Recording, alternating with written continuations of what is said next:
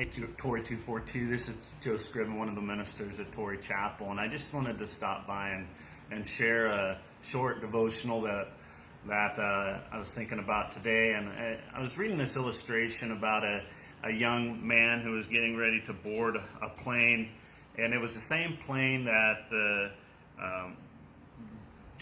Brigadier General Theodore Roosevelt was on, and he overheard a conversation with a young private with the airline attendant saying, "I only have 3 days before I go overseas, and I have just enough time to board this plane and to get back to meet our shipping date."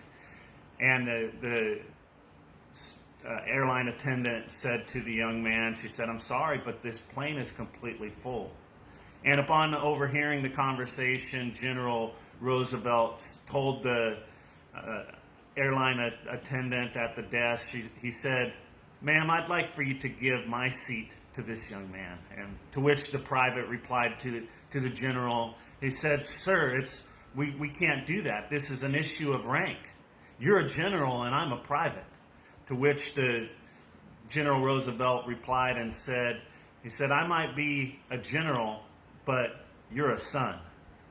And I was thinking about that illustration and the scripture out of Romans chapter 8, verses 14 through 17, where it says, "For all who are led by the Spirit of God are sons of God. So for you did not receive the spirit of slavery to fall back into fear, but you have received the spirit of adoption as sons, by whom we cry, Abba, Father.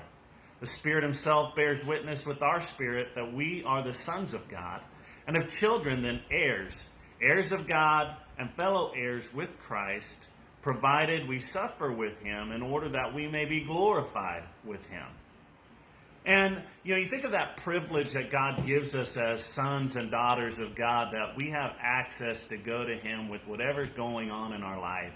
And as sons, and we have a privilege that when things are going a little bit outside of their norm and a little bit of a challenge, that we can take it to God in prayer. And there is no greater privilege than to be able to take our needs to him. And in fact, in another place, Jesus tells us to consider the sparrows, that not one of them falls to the ground that our Father doesn't know about it. And so during this season, I just encourage you to draw closer to the Lord, to spend more time in prayer, to take your needs to him in prayer, because he does hear you and he loves you. And I know that our Father cares about you. So God bless you, and we look forward to seeing you in another devotional here real soon. God bless.